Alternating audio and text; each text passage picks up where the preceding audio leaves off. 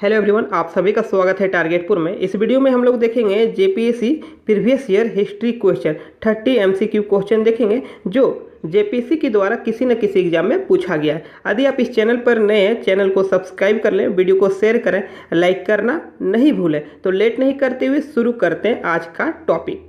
पहला क्वेश्चन है, विक्रमशिला विश्वविद्यालय इनमें से आज के किस राज्य में अवस्थित था? तो विक्रमशिला विश्वविद्यालय प्राचीन समय में एक बहुत बड़ा विश्वविद्यालय था, लेकिन अभी के समय में सिर्फ खंडहर बचा है। तो इनमें से बताने कि कौन से राज्य में अवस्थित था वर्तमान समय में।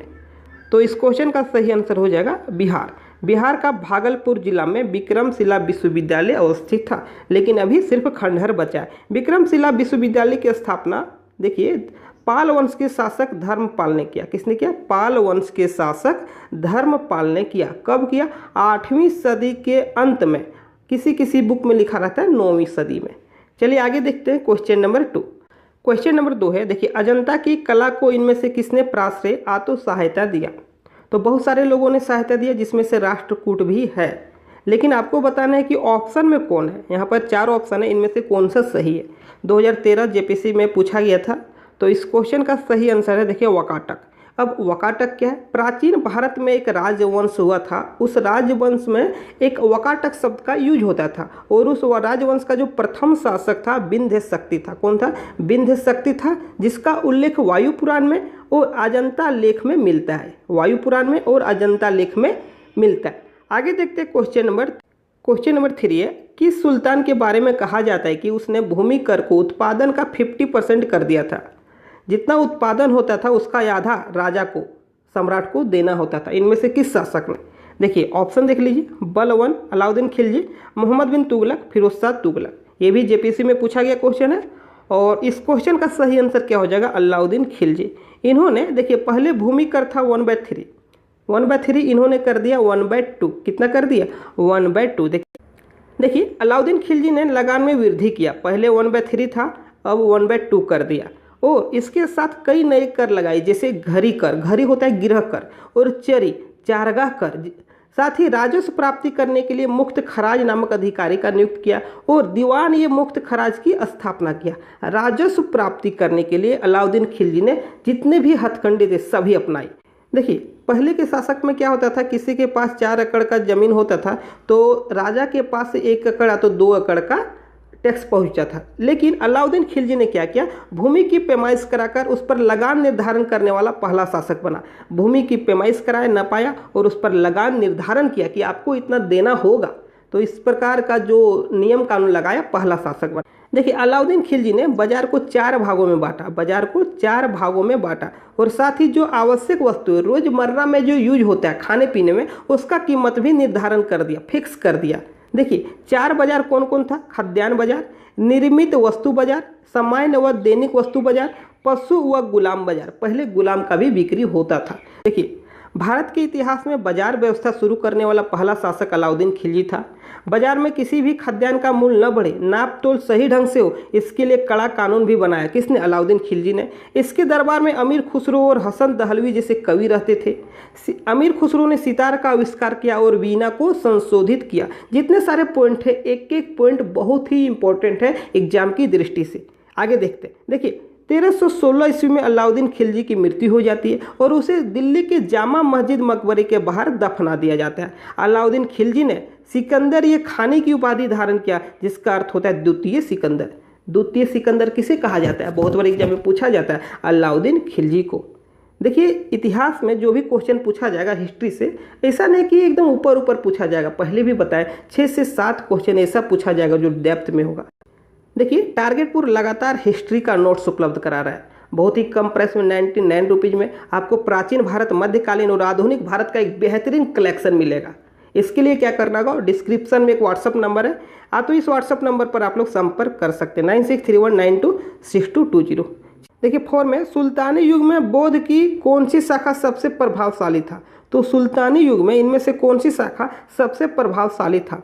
देखिए हीनयान जो सबसे प्राचीन शाखा है, बौद्ध धर्म का सबसे प्राचीन शाखा हीनयान है। लेकिन इस क्वेश्चन का सही आंसर हो जाएगा थेरवाद शाखा। क्या हुआ? थेरवाद शाखा। देखिए इनमें से किसे आंध्र भोज भी कहा जाता है? तो एक भी ऑप्शन यहाँ सही नहीं है। आंध्र भोज किसे कहा जाता है? कृष्णदेव राय को। किसे कहा जाता है?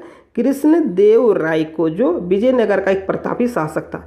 एक चीज और याद रखिएगा, सातवाहन शासक आंध्र भृत्य कहलाते थे। क्या कहलाते थे? आंध्र भृत्य कहलाते थे। सातवाहन शासक आंध्र भृत्य कहलाते थे।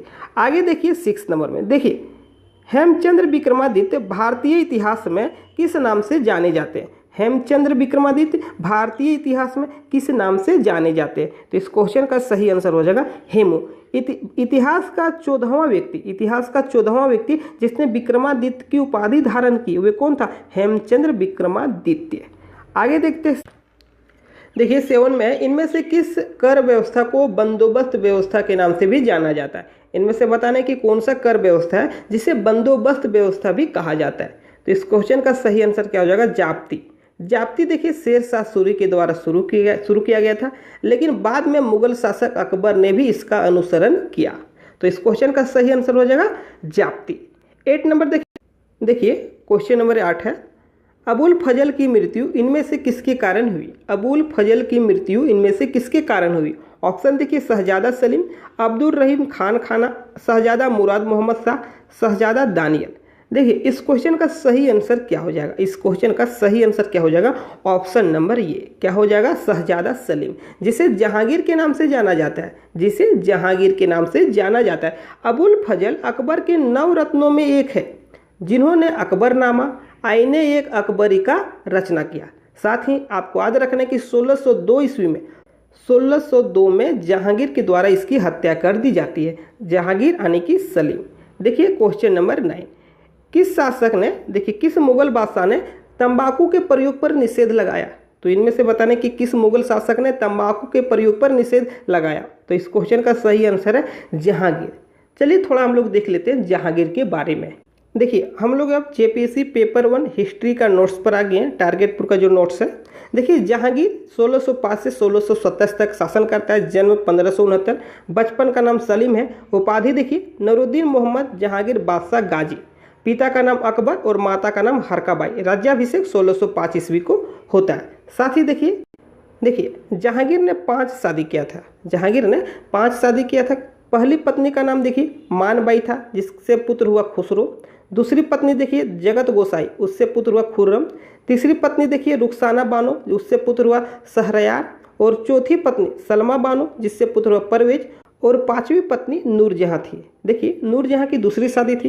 पहले पति से लाडली बेगम एक बेटी थी, लाडली बेगम नाम की एक बेटी भी थी। चलिए थोड़ा सा और कुछ पॉइंट हम लोग देख लेते हैं। देखिए जहांगीर ने 5 शादी किया था। जहांगीर ने 5 शादी किया था और इसके साथ ही उसकी एक गर्लफ्रेंड भी थी। उसकी एक गर्लफ्रेंड भी थी जिसका नाम अनारकली था। 1615 में जब अनारकली की मृत्यु हो जाती है तो लाहौर में मकबरा बनाया, किसका? अनारकली का। और वहाँ पर खुदवाया कि यदि मैं अपनी प्रेयसी का, अपनी गर्लफ्रेंड का एक बार भी चेहरा देख लेता तो क़यामत के दिन तक अल्लाह को धन्यवाद देता। किसने खुदवाया? जहांगीर ने खुदवाया। साथ ही यहाँ से क्वेश्चन पूछा जाता है कि किस सिख गुरु को जहांगीर ने फांसी पर चढ़ा दिया था? तो याद रखिएगा गुरु अर्जुन देव। क्यों चढ़ाया? देखिए सिंहासन पर बैठते ही जहांगीर का एक पुत्र था, देखिए खुसरो, जिन्होंने अपने बाप के खिलाफ ही विद्रोह कर दिया। और खुसरो जो था सिख गुरु अर्जुन देव के पास चल गया आशीर्वाद लेने। और इसी बात से गुस्सा होकर अर्जुन देव को फांसी दे देता है। कौन? जहांगीर। जहांगीर ने खुसरो के दोनों आँख को निकलवा कर उसे कारावास में डाल देता है और 1621 ईस्वी में शाहजहां उसे मरवा देता है। देखिए भारत के दक्षिण में एक क्षेत्र था अहमदनगर। यहाँ का जो वजीर था अंबर मलिक था। और जहांगीर ने इस अभियान में, दक्षिण के अभियान में अपने पुत्र खुर्रम को भेजा और जीत कर आने के बाद खुर्रम को शाहजहां की उपाधि प्रदान किया। वही खुर्रम जिसे इतिहास में शाहजहां के नाम से जाना जाता है। तो शाहजहां का उपाधि किसने दिया? उसके पिता ने। और कब दिया? दक्षिण के अभियान जीत के आने के बाद। अब हम लोग एमसीक्यू क्वेश्चन की ओर चलते हैं, क्योंकि इसके आगे पढ़ेंगे तो पूरा इतिहास है। अभी मध्यकालीन ही है, जहांगीर का ही है। इसके आगे पूरा आधुनिक इतिहास लिखा हुआ है। यह टारगेटपुर का खुद से तैयार किया हुआ मटेरियल है जेपीसी पीटी के लिए। चलिए अब चलते हैं एमसीक्यू क्वेश्चन की ओर। देखिए इनमें से किस वर्ष बंगाल से दासों का निर्यात को रोक दिया गया? तो इस क्वेश्चन का सही आंसर होगा 1789। आगे देखते हैं 11 नंबर। देखिए रिंग फेंस नीति का संबंध इनमें से किससे है? रिंग फेंस नीति का संबंध इनमें से किससे? तो इस क्वेश्चन का सही आंसर हो जाएगा वारेन हेस्टिंग। क्या हो जाएगा? Warren Hastings. अब देखिए रिंग फेंस नीति क्या है? यह जो नीति है देसी रियासत और अंग्रेजी शासक के बीच संबंध स्थापित करने के लिए लाया गया था। रिंग फेंस नीति क्या है? देसी रियासत प्लस अंग्रेजी शासन के साथ अंग्रेजी कंपनी के साथ संबंध स्थापित करने के लिए यह नीति लाया गया था। आगे देखते 12 में देखिए the age of consent act किस वर्ष पारित हुआ? The age of consent act किस वर्ष पारित हुआ? तो इस क्वेश्चन का सही आंसर है, इस क्वेश्चन का सही आंसर हो जाएगा 1891 ईस्वी। आगे देखते 13 देखिए पब्लिक वर्क्स डिपार्टमेंट को 1845-55 के दौरान स्वरूप देने वाले थे। तो पब्लिक वर्क्स डिपार्टमेंट को शॉर्ट में जानते हैं PWD। तो PWD को शुरू करने वाला कौन था? डलहौजी था। कौन था? लॉर्ड डलहौजी था। और डलहौजी से याद रखिएगा भारत में रेल विकास, भारत में रेल का शुरुआत और डाक तार का शुरुआत भी डलहौजी ने किया। आगे देखते हैं 14 नंबर ब्रिटिश संसद के सदस्य के रूप में चुने जाने वाला प्रथम भारतीय दादा भाई नौरोजी। कौन था? दादा भाई नौरोजी। आगे देखते हैं 15 नंबर महात्मा गांधी एवं उनके विचारों से प्रभावित होने वाले प्रथम आदिवासी नेता कौन थे?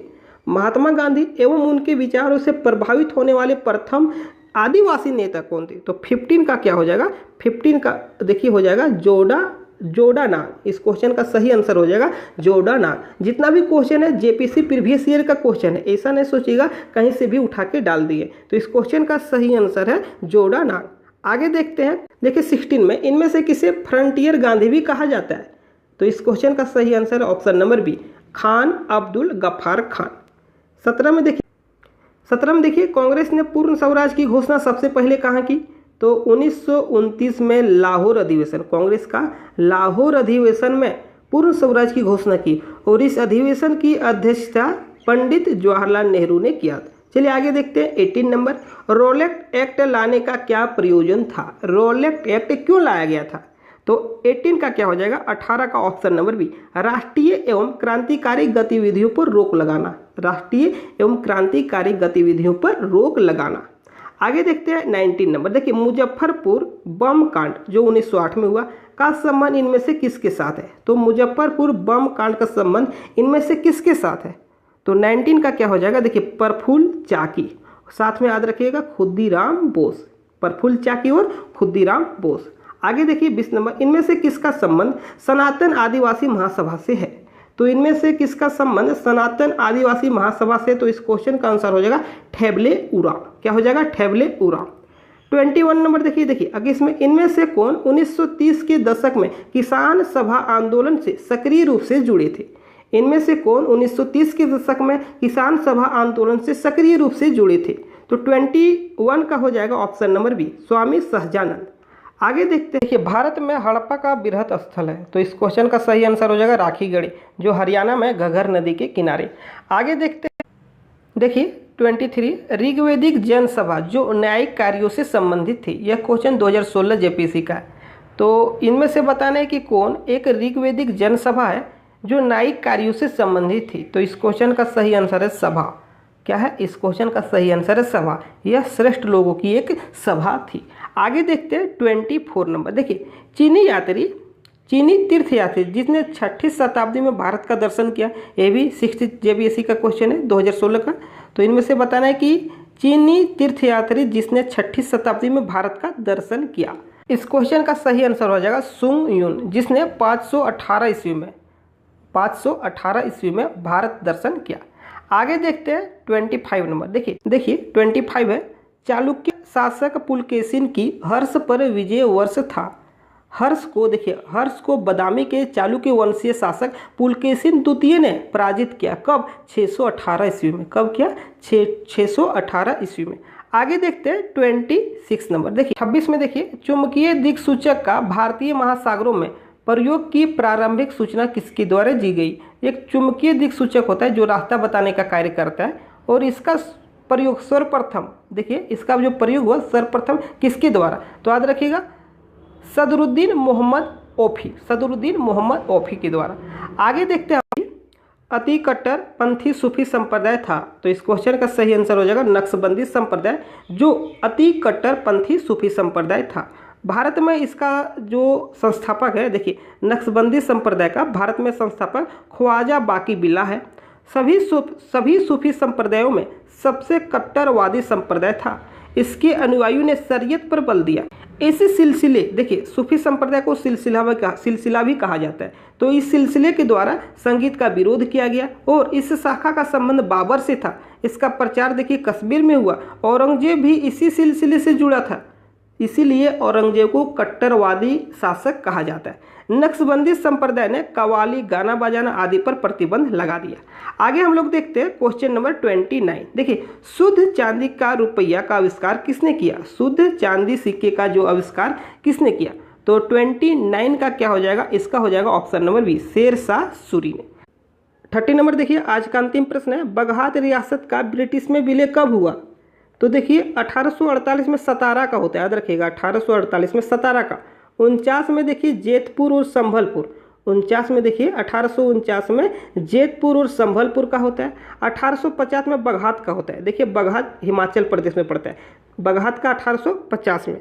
1852 में याद रखिएगा 1852 में होता है उदयपुर का। किसका होता है? उदयपुर का, जो एमपी में है। 1853 में देखिए झांसी का होता है और 1854 में नागपुर का होता है। किसका होता है? नागपुर का। आज के लिए बस इतना है। वीडियो को शेयर कीजिएगा, लाइक कीजिएगा, चैनल पर नहीं तो चैनल अवश्य सब्सक्राइब कीजिएगा। Thank you.